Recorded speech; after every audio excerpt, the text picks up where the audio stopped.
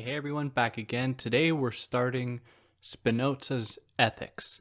Now before jumping into it, hi, I'm David. I explain philosophical concepts and ideas and ways to make them accessible to you. So if you're new here, you can go and see my more than 300 episodes I already have up. If you found this as a podcast, you're going to be able to find it on YouTube where there's sometimes videos. If you found this on YouTube, you're going to be able to find it as a podcast, all the same names, all that stuff, pretty much any platform, and there shouldn't be any ads, which is great, right? If you want to follow me anywhere other than here, you can find me on Instagram at theory_and_philosophy, or on TikTok at David Guignot, or at Theory Philosophy, or on Twitter at David Guignot. Links for all such things in the description. You can help me out monetarily via Patreon or PayPal, but no pressure to do that. You can just help me out by liking, sharing, subscribing, telling your friends. Who knows, they might get a kick out of it. I've also been told I have a soothing voice, so if you know someone who struggles to sleep, maybe I can put them to sleep. But yeah, I won't.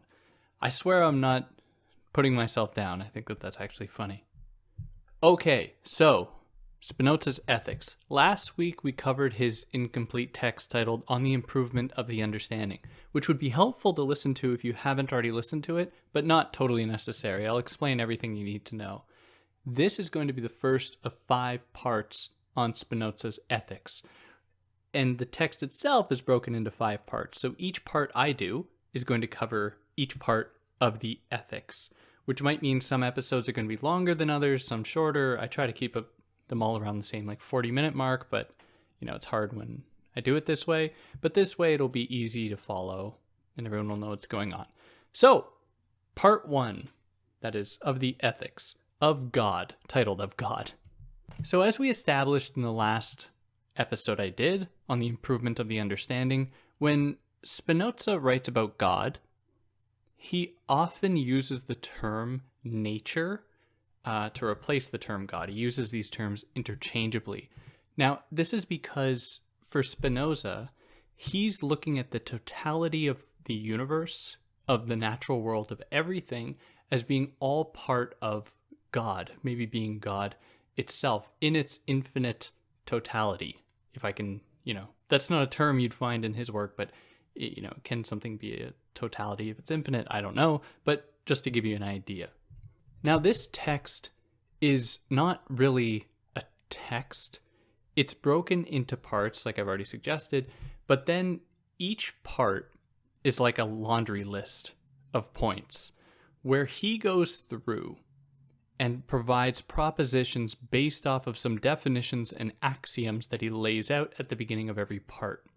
So this part 1, concerned with God, sets out the following definitions before we can proceed. So I'm going to go really slowly here and, because this stuff is important to know, but these terms are going to keep coming up again and again.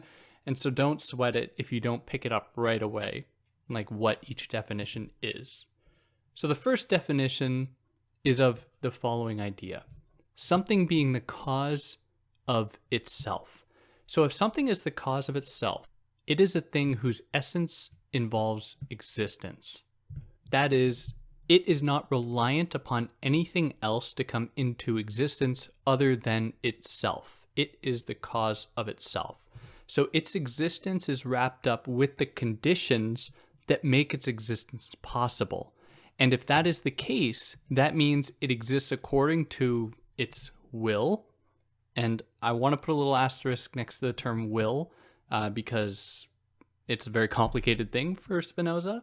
But if it's something that comes into existence because of itself, therefore its existence as a cause in itself is aligned with its essence, that purpose behind it, the thing that underwrites its true character, that is its true character.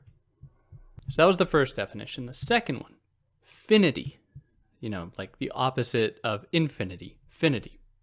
Finity, that is embracing dualism, for Spinoza, embracing dualism. He suggests that finitude implies that there's always something exterior to fill empty space.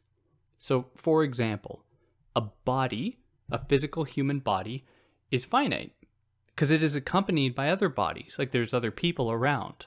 I'm not, and you aren't, the only person in existence as far as we know. So because of that, we know that our body is finite. It has a limit.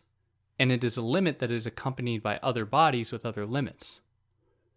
Similarly, with thought in the mind, it is limited as well. Any thought is limited by other thoughts. The duration of time that you spend thinking about an idea is going to be cut short by thinking about a new idea. So, of course, it's limited in that way. However, he specifies that a thought can't be limited by a body. So this is the first, and I'm adding a narrative to this text because otherwise it would just be like me reading a list of things. So in that sense, this is a brazen thing to say, but after listening to what I do on this text, you really don't need to read it. You really don't, because I'm going to be covering every single point. But for the full experience, go read it. So anyways, let me go back. So what he provides here when he says that the mind is not limited by the body, or a thought is not limited by the body, this is an important moment because it lays out the distinction that he will maintain throughout the course of this text between mind and body. However, although he recognizes that they are distinct, he suggests that they are very much intertwined. You can't have a mind in the way that we understand it without a body, and you can't have a body without really a mind, because your mind is what perceives the body as we perceive it. Another mind of another alien species might perceive things totally differently, like whatever. These things are intertwined, yet are very different. So just keep that in your head. Third definition here, substance. Definition of substance. That which is understood in itself and not through appeal to anything else. So it's like a cause in itself. That brings us to the fourth one, an attribute. These are super important terms, and I'm going to explain them more as we go on. But an attribute is a quality of a substance. Like, for example, thought of the mind or extension of the body. So if you're paying attention, this is probably the image you have right now. That in the universe that we see, there's substance and there are attributes of those substances. So a substance would be like matter, which our body is part of matter, right? We are one part of the totality of all matter in the universe. And that body extends so far into space. Like, for example, I'm 6 feet tall, and I know that because of human metrics, but I know that I take up space. And the actual amount of space I take up is the attribute. Like, it's the measurement of how much space I take up. Where thought is the same thing to the mind. Like a thinking person, at least according to Descartes, a thinking person can attain different degrees of enlightenment. Certain things open to them through that attribute. So we have these two primary substances. We have extension in space, like the fact that we take up space. And then we have the mind that thinks, that takes up no space. Because we can think about an object without actually taking up space. I can think of a chair in my brain, in my mind's eye. It's not actually taking up space. Doesn't mean it's any really less real. Like, to me, I can still conjure up that image, but it's not taking up any space. So what does this mean for Spinoza? Well, this means that these universals, that is, all humans have minds and all humans take up space, are part of a broader system of nature, which can be equated with God, that bestows us these possibilities. So, for instance, God embraces both mind and body, however, in a way that is incomprehensible to us.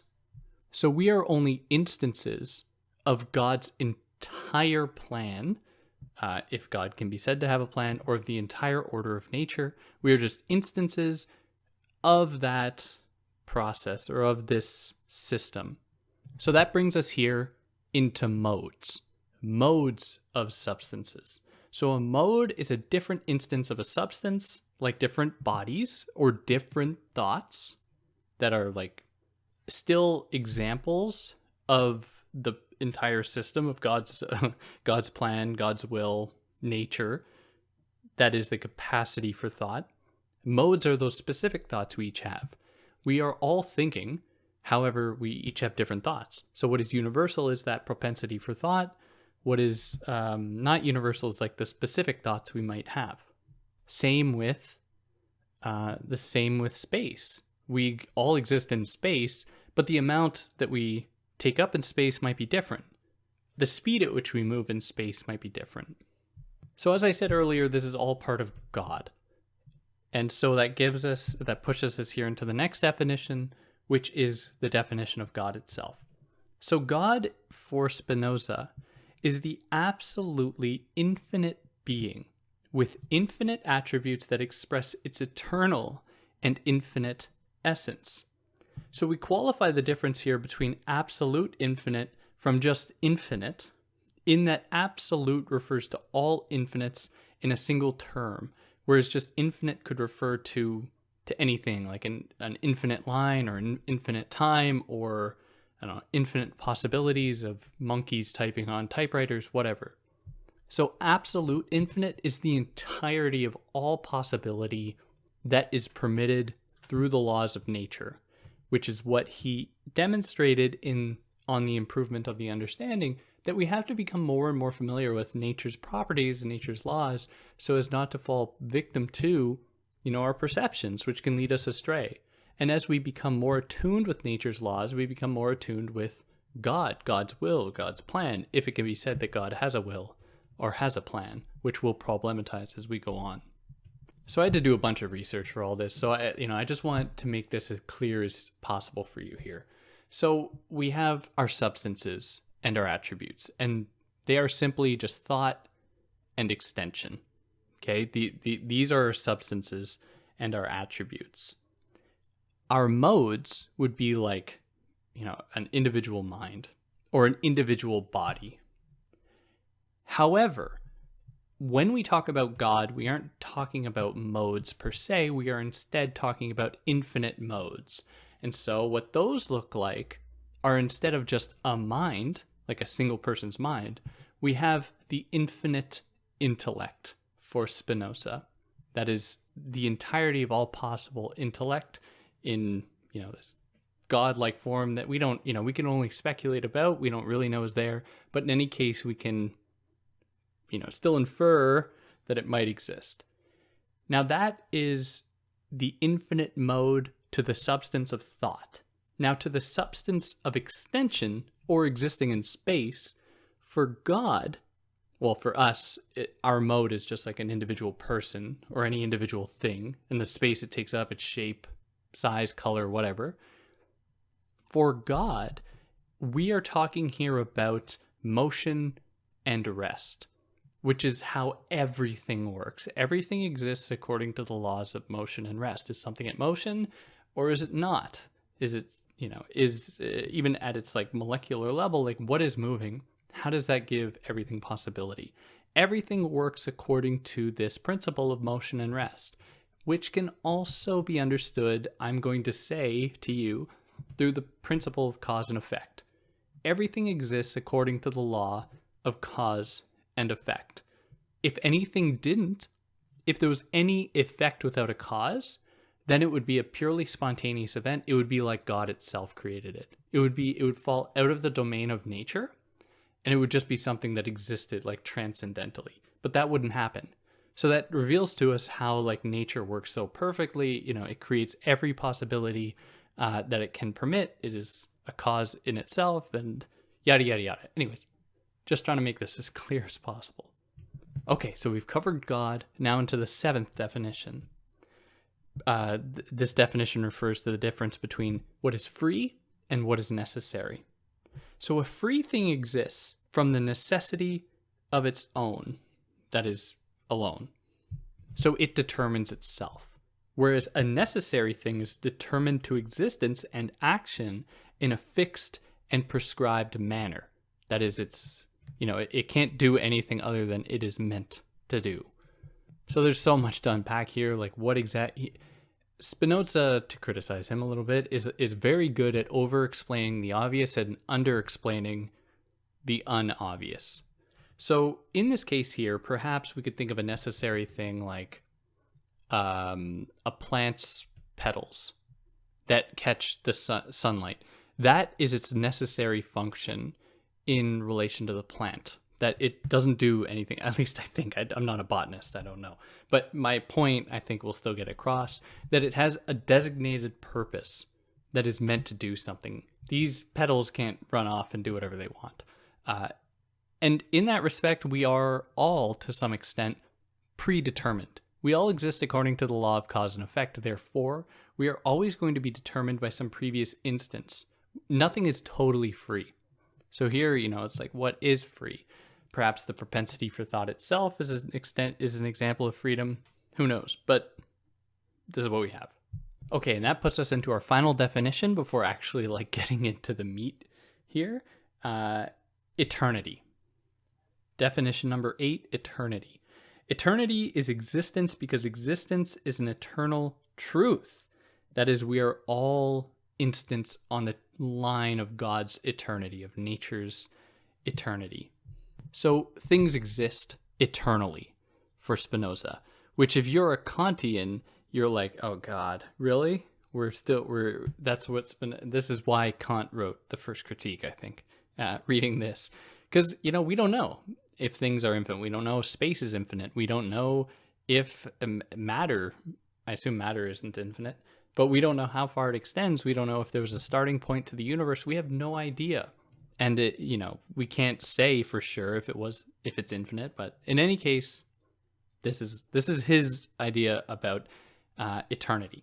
Now this will push us from the definitions into the axioms before moving into the propositions, where he lays out the fundamental principles to take away from these definitions, to take away from the following axioms. But I want to mention first that in all of this, it's important to remove ourselves from the idea that God does things deliberately. We have to remember that God doesn't love anyone. As brutal as we'll talk about that more in one of the later parts. But for Spinoza, God is indifferent to us entirely. God doesn't love anything. God just exists. And so it's just does whatever it wants. So this is why, in a lot of ways, Spinoza found himself in hot water for what he was saying. Although very religious at the same time, he was very critical of standard religious doctrine in determining people's relationship to the divine. Spinoza, I think, was trying to craft a way for people to have their own relationship to God. And so he wants us to think about God as part of nature itself, as part of everything, not just some white dude, as he's so often depicted in the European settings. America, depicted as a white guy sitting on a cloud casting judgment on people. All of that would actually be beneath God. If there was a God, would not care about anything humans are doing. Which doesn't mean that for Spinoza, there isn't a way for him. He thinks that there's a way for us to live in the best possible way according to God / nature, so that we live our best lives.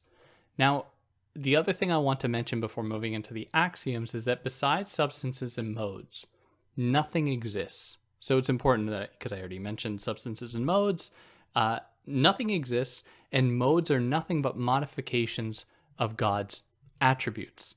So as we set out God's attributes already, we have thought and extension, or taking up space. Beyond that, everything that we see in the world are just individual instances of these attributes of God. But nothing else exists beyond that. We are all just part of that system. If anything existed beyond that, then there would be another God who created it, or some other system that we wouldn't have any knowledge of. So just putting that out there. All right, so the axiom. Wow, was that loud? Okay, Jesus. All right, axioms. Axiom number 1. All things exist in themselves, or in or by something else. That is, a thing is either the cause of itself or caused by something else. There's no other way that something comes into being. All right, axiom number 2. That which cannot be conceived through another must be conceived through itself. So if something can't be thought of being created by something else, it must have been created by itself, like nature itself, or the entirety of the universe. If it's not created by anything, it must have come into existence through itself, which is already pretty magnificent. Like if you think back to even the Big Bang implies that there were things like atoms that, banged together and created what we know in the universe. At least I think that's correct for what the Big Bang, and I think it's correct as a theory as well. But in any case, it still implies that there were these things floating around beforehand, these atoms that, or these like intense balls of energy, but then we must ask, where did they come from? And so we have this endless chain of this problem we might never have the answer to, which is really tragic. But in any case, if something isn't determined by something else, we must then suggest or entertain the idea that it came about through itself. That puts us into number 3, axiom number 3. Causes produce effects. Every effect must have a cause, which I already explained. Seems easy enough. You can't have an effect without a cause. Number 4, we can only understand the effect by understanding a cause. We cannot fully understand something unless we understand the means by which it came into existence. Maybe the purposes attached to it. What is it meant to do? Otherwise, we will always be limited in understanding something, which is why we might always be limited in understanding life. We might always be limited in understanding the universe, because we might never know why the universe existed, why the stars aligned in such a way as to permit life to grow, potentially on this planet and this planet alone, which is like, when you think about that, it's like one in as ever many ones and zeros you can fit on the Earth's surface if you're just writing them in the sand. Like, the odds are like unbelievably low, yet it happened. And we might never really understand why, as long as we don't understand, how it happened. Puts us here into axiom number 5. 2 things without any similarities cannot be investigated to learn anything about one through the other. So if they're totally different, I can't learn what a coffee mug is by looking at a pencil. I assume not. Maybe someone can do it, but that's his point. Number 6, a true idea must agree with that of which it is an idea. So if you listened to my last episode, you would have heard the whole spiel about Peter, seeing Peter down the road. A true idea is an idea in our head about something real or possibly real. So I can have a true idea of like a building I want to build, and I could, lay it out architecturally, and it's perfectly sound. This is the true idea of a possible thing. Or you can have a true idea of a thing existing in the world. Whereas just an idea could be based off of another idea. And so we are removing ourselves from the physical world in which we can find nature's laws working, and we can test those laws. Because the further removed we get from it, the more we can get into speculation, we can lead ourselves astray, we can be concerned with things that don't matter, yada, yada, yada. Number 7, axiom number 7, our last axiom. If an essence can be conceived as not existing, then it does not involve existence. So if something doesn't have an essence, then it doesn't exist. It's not a thing. Everything has an essence. Because otherwise, a thing, if it existed without an essence, it would just be very sad and lonely in the universe. It would be horrible. And if there can be an essence without necessarily an existence. So, for example, humanity, to be human means to be part of the broader constellation of humanity. Now, humanity houses certain essential characteristics, certain things about humans that are all the same, at least provided that there's no like disability or anything like that, but some basic, premises for humans, or actually no, there's no exception. for humans is that you take up space and you you have a mind. And so in that case, each human is an existence belonging to this broader essence. And each existence can be different, and all humans are different. And so from this is implied that no human can exist without corresponding to the essence of humanity. However, humans can just not exist. Like, there's no guarantee that a certain person will be born. Like, I can't say in 10 years there will be someone with these qualities born. Like, no one can know. And so from that, we can imply that essence doesn't necessarily imply existence. There's a human essence, but that doesn't mean that every single human is going to be born. Like, I hope I'm being clear, because it's super obvious in my head, but I worry there's infinite possibilities almost of humans being born, but only a few end up being born. Anyways, whatever. Conceived, born, you get it. So we can't have existence without essence, but we can have essence without existence. We don't necessarily need humans to keep being born, at least not every kind, yet there's still the essence of humanity. God, okay, now into the propositions, the real bread and butter here. So I'm going to go through these one by one, because there's no other way to present this text. It's just a list. So we got to go through it like a list. Proposition 1. Now, in instances where Spinoza is clear in what he's saying, I'm just reading his words, and then I explain them. There will be moments, though, where he's not clear, and so I've made them clear by doing research, like by, trying to find out what the hell he's saying in some of them. So this way you're going to know what's going on with every single one. And I'm not going to say every time when I'm just reading his words, because that's going to take forever. So, if there's anything you're curious about, you can find this book online pretty easily, and then you can just check, because they're all numbered. You'll find it in 5 seconds. But I want to assure you that every single one is pretty much aligned with what he wrote. Okay, so proposition 1. Substance is by its nature prior to its modifications. Seems easy. Substance has to exist before there can be modifications of it.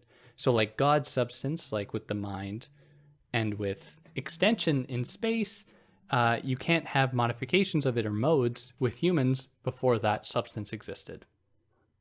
Easy enough. Number 2. Two substances with different attributes have nothing in common with one another. Simple enough. They have different attributes. They are going to be different. So, like, I have a different mind from someone else. That's that. Number 3. Two substances with nothing in common cannot be the cause of the other.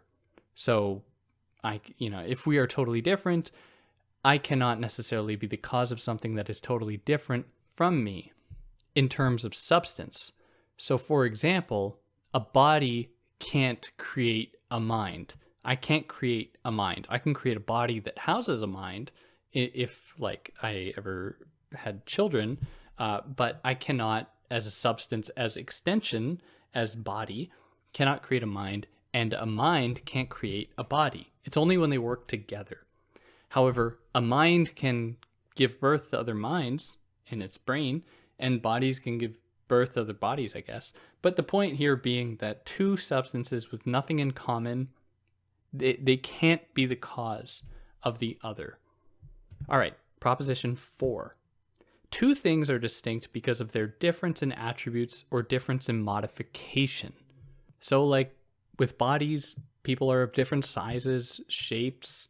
With minds, people think differently. These are different attributes. These are different modes of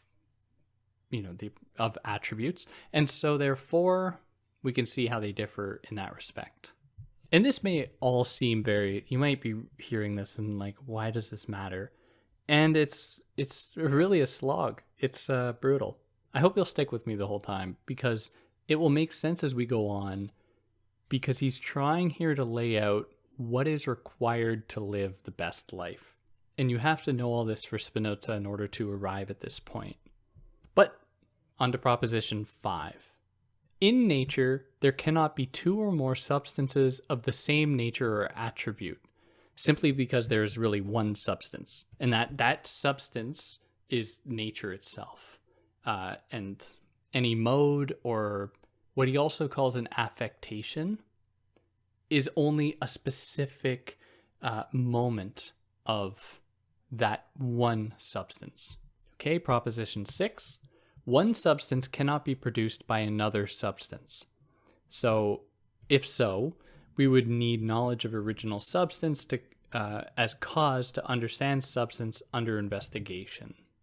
Because we don't really know, right, this origin that well, and in that case, we wouldn't be able to actually emulate it and to recreate it. I mean, only God can do that. Number 7. It pertains to the nature of substance to exist. And his point is that because substance is its own cause, its existence is synonymous with its essence. It is the cause of itself. And this is referring as well just to the entirety of nature being the cause of itself. It pertains to its very essence to exist. It must exist because it is the cause of itself. Okay, number 8. Every substance is necessarily infinite, because if not, there would be another substance of the same attribute, which would be absurd. So if substance wasn't infinite, so if, like when referring to extension, if space wasn't infinite, then there'd be something that exists outside of it that presses up against it, which is like, what could there be besides space, right? Even outside of space, for my own mind, if I imagine the edge to the universe, I still imagine like a void, which implies space on the other end, on the other side of the universe barrier, if there is a barrier. So in any case, that's his point. Now, as a separate point here, we cannot necessarily infer the reason that there is any number of things in the world, like number of people, existences, the number of, I don't know, the number of houses, whatever, we can't necessarily know even from their essence how many there will be, because, that's not ours to determine. Like, it's just how things are. Okay, proposition number 9. The more reality or being a thing possesses, so a thing can possess more reality or being, the more attributes belong to it. Now, this is a very complicated idea, and it will become more clear as we go on.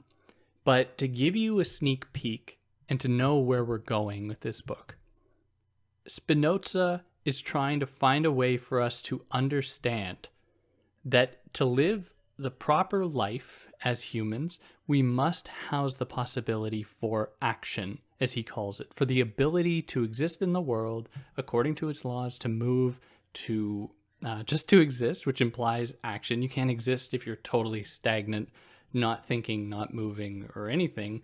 Like down to the level of your cells, these things have to be working, or else you'd be dead, essentially. So this is in our nature to exist, to act. So the more that we act, therefore the more being we possess, the more reality we have, as he just said it. So let me repeat it. The more reality or being a thing possesses, the more attributes belong to it. That would mean that we've been affected by more things, and we have more qualities as a result of that, which is part of our essence as humans, to always be pursuing new knowledge, new ideas, new experiences. And as we do that, we learn more about the world. As we learn more about the world, we become more harmonious with God, with the nature. So that's what he means by possessing more reality, and therefore possessing more attributes or modes. Now that puts us here into proposition 10. Each attribute of a substance must be conceived through itself. So, for example, the intellect only perceives of substance through its attribute that constitute its essence. So there's no cause for our mind other than the mind itself, which is like such a brain bender in my mind. But in any case, you can only think it through itself. It only comes into being through itself. Proposition 11. God or substance consisting of infinite attributes, each one of which expresses eternal and infinite essence, necessarily exists. And that is just nature. Like, we know that there is existence in the world, and this is what he refers to as necessarily existing. He says it's infinite. Is it necessarily infinite? I have no idea.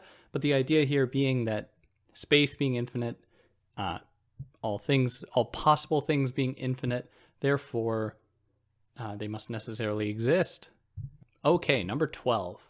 No attribute of substance can be truly conceived, from which it follows that substance can be divided. That is because if any one of these substances, to break it into separate substances, to divide it, on account of their attributes, would erase their infinite quality as substance. So we have to always keep in mind that there is this universal substance of which there are these parts. Not as though the substance is being divided. We are just parts of this substance. So it's not like there's one substance here, another substance over there.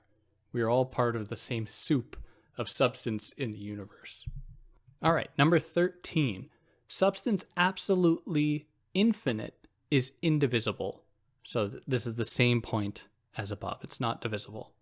Number 14.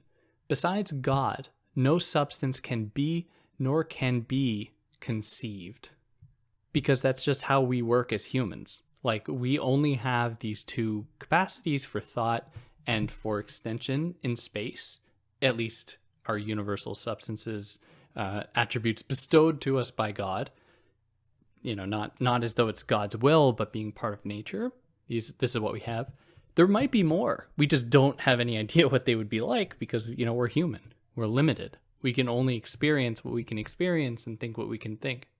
But it's important, like, Spinoza wouldn't totally agree with that point, because for him, he's so sure about these being like the substances, and because God is infinite, there's no room for any other possible substances. Whereas my point, more influenced by Kant, is like, I don't know, there might be more. Like, I have no idea. But this is what we can be sure of now based off of what we are as humans, what we're capable of. So number 15. Whatever is in God, and nothing can either be or be conceived without God. So, the point he makes is that against some who have said that bodies are separate from God as infinite because they are finite, because God is infinite and my body is limited, or, separate from, or vice versa, however we want to think about this. Spinoza doesn't like these ideas because they imply a separation between us and God. He suggests that these perspectives fail to see how all corporeal things, all physical things in the universe, and beings are beings of one single substance, that is God, or part of nature. So nothing can be totally separate from that one universal substance. Okay, number 16. God's infinite nature implies infinite number of things in infinite ways to the infinite intellect. So the infinite intellect being that kind of infinite mode that God possesses, whereas we just have our mind, which is just a finite mode. And then infinite number of things in infinite ways is the infinite mode referring to extension for God, to space. And the idea here simply being that if God is infinite, which we have to accept if we're reading Spinoza, if God is infinite, then therefore all possibility emanating from God can be infinite as well. Number 17. God acts by the laws of his own nature only and is compelled by no one. So it's obvious everything God permits is true because they're God and they determine everything. And therefore God furnishes both something's existence and its essence. Humans, by contrast, us lowly humans, can only make things exist. Like, I can create a chair, but I'm not necessarily going to provide the essence of a chair. Like, how would you even do that? Okay, number 18. God is the immanent and not the transient cause of all things. So God, for Spinoza, is not like out there, right? We're thinking God, we're thinking nature, we're thinking of the world and universe, things that we can touch and feel, like things that exist, yet is the totality of all of those things. So we are all part of God as a totality.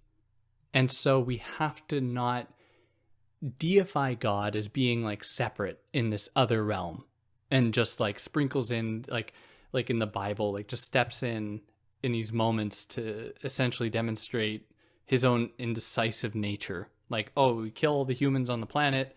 Oh no, they're good now. Oh, kill them all again. Like just horrendous stuff. That if there was a God, Spinoza's God is not looking like the biblical God, which I don't know.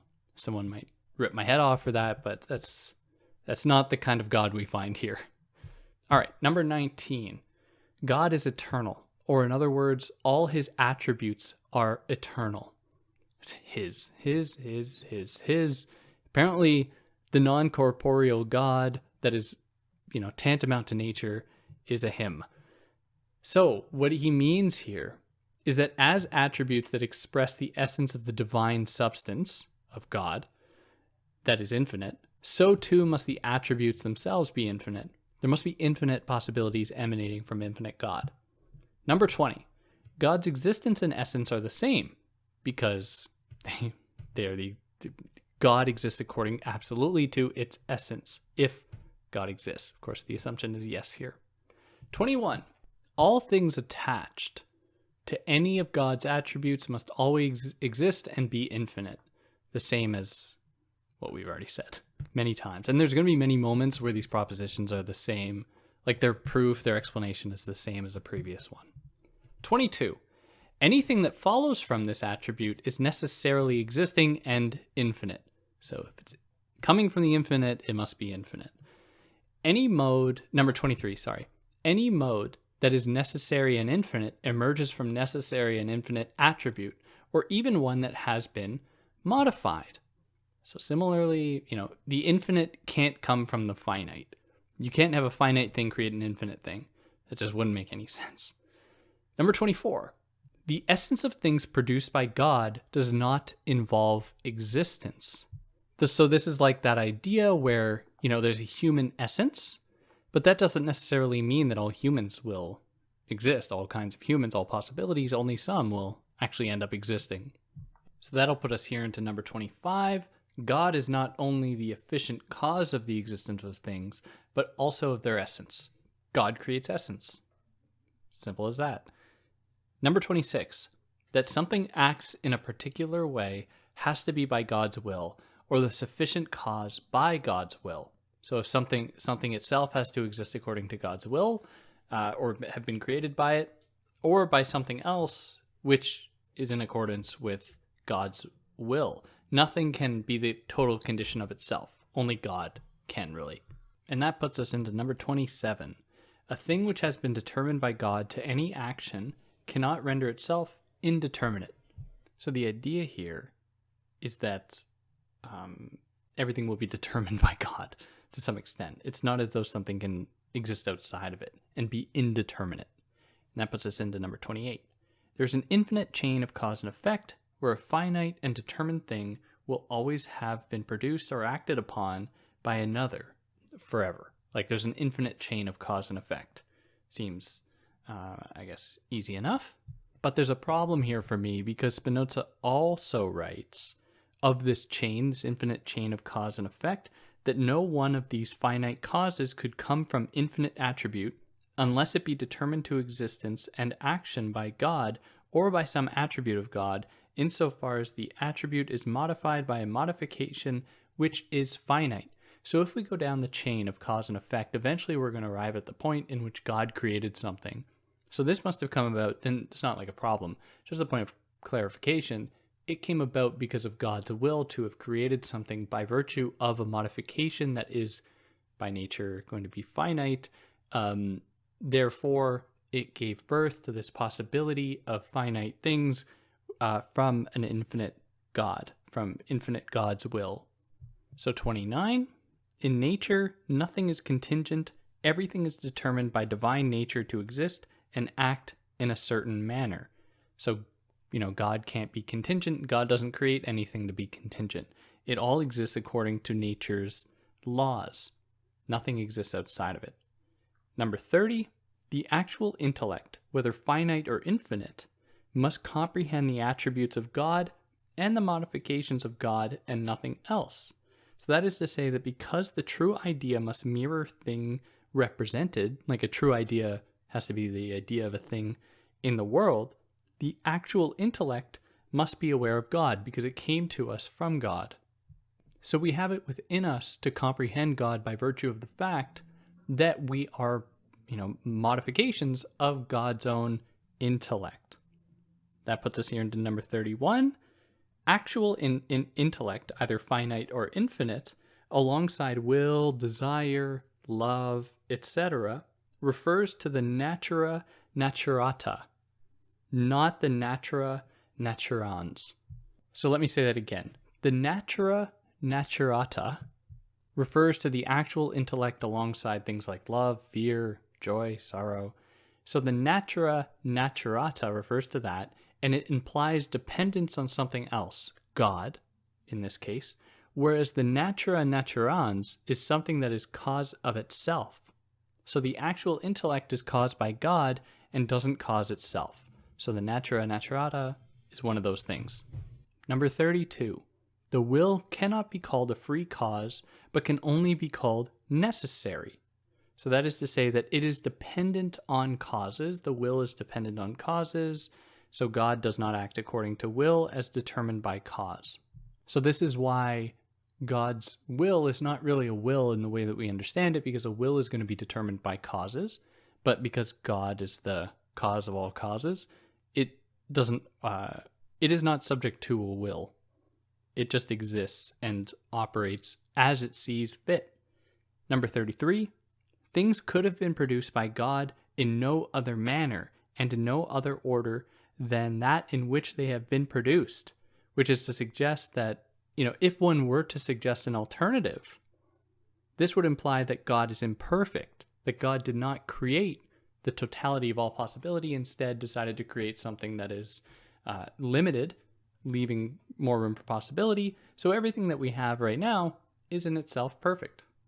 And this will lead Spinoza to say things that like the poor person shouldn't be upset with the rich person because it's all part of God's plan, yada, yada, yada. One of these people just be fine with all the injustices in the world. It doesn't matter because it's just God's will. But then at other times, Spinoza will really advocate for like the importance of maintaining freedom of speech. And it's like, well, okay, how on the one hand are you saying there needs to be this concerted effort to protect this thing, and on the other hand, you would say something that like and we'll get into this more later, that poor people just need to accept the fact that they're poor, and that's just it. It's really, it's what we got here though. So number 34, the power of God is his essence itself.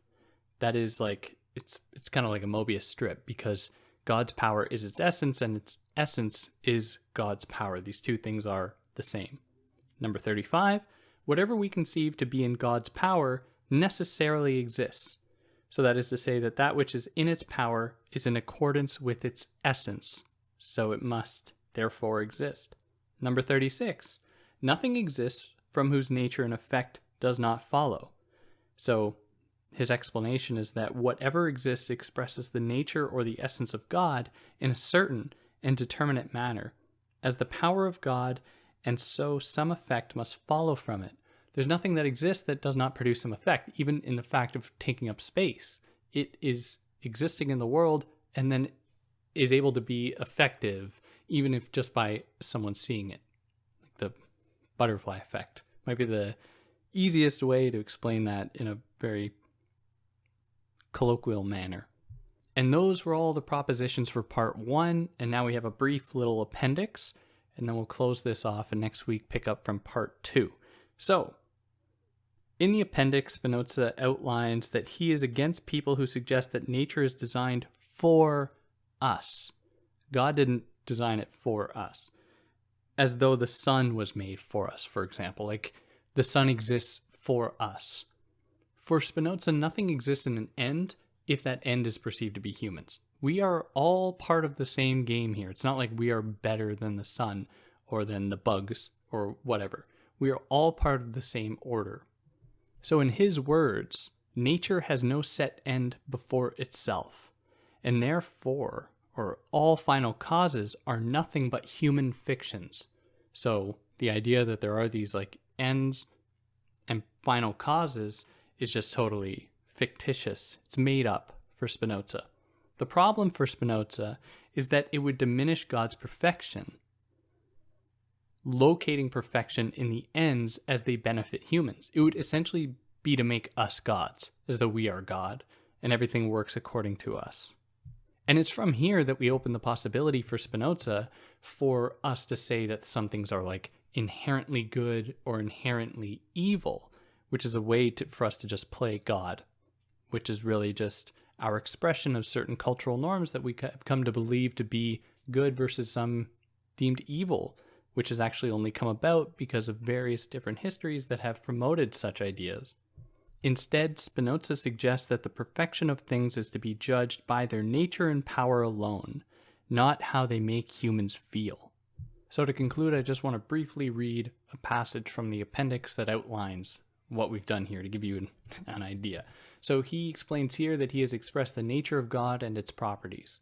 He has shown that God necessarily exists, that God is one God, that from the necessity alone of God's nature, God is and God acts.